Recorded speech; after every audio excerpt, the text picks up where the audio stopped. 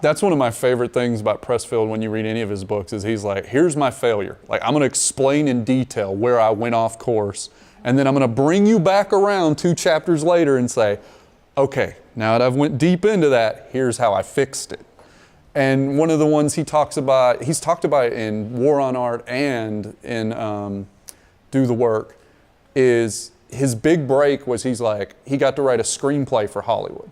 He had been working his butt off to get to that level, and it was, if some of y'all were King Kong fans, it was King Kong Lives, which is probably considered the worst King Kong movie of them all, from the late 80s with Linda Hamilton in it. But he talks about how he and his partner finished the script. They're like, we're going to be rich, everybody's going to love it. It's going to make a ton of money. They throw a huge party in Hollywood next to the theater. They get their friends to go see it, and the film is so bad that nobody shows up for the party. They all just scurry away like cockroaches in the night, he says.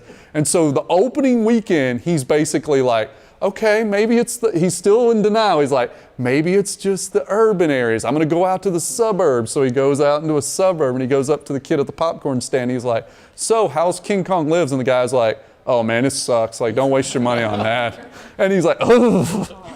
And he posted in his book the Variety headline that was written that said, he listed him, Stephen Pressfield, and the other writer's name, I can't remember, said, we hope those are not their real names for their parents' sake. And he says he hit an emotional tailspin. He's like, my career's over, I'm done, that's it. And then he goes over to one of his mentors' house, and his mentor goes, okay. He's like, are you where you want to be?